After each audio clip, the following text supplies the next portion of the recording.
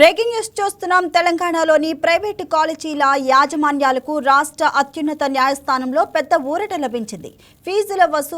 Fee రియంబర్స్మెంట్కు సంబంధించి ప్రభుత్వం ఇటీవల జారీ చేసిన జీవో నంబర్ 9లోని మార్గదర్శకాలపై హైకోర్టు మధ్యంతర స్టే విధించింది.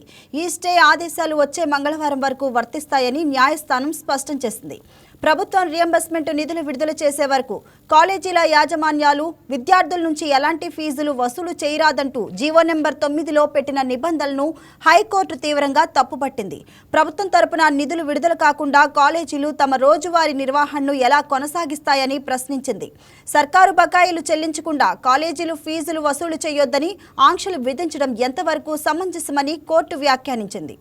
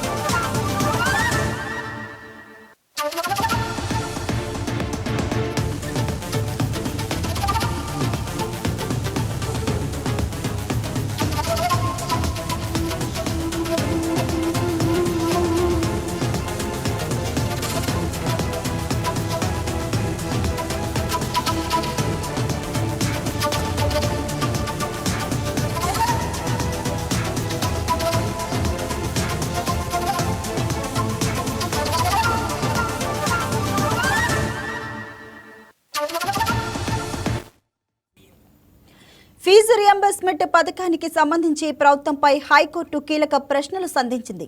ఈ పథకం కోసం అసలు బడ్జెట్లో ఎంత మొత్తాన్ని కేటాయించారు, ఆ నిధుల విడుదల ప్రక్రియ ఎలా ఉందనే అంశాలపై వివరాలు తెలపాలని కోరింది. ప్రభుత్వం నుంచి రావాల్సిన కోట్ల రూపాయల బకాయిలు నిలిచిపోవడం వల్ల కాలేజీల మనుగడ సాగడం కష్టంగా మారిందని, ఉపాధ్యాయేతర సిబ్బందికి జీతాలు చెల్లించడం కూడా యాజమాన్యాలకు భారం అవుతుందని అభిప్రాయపడింది.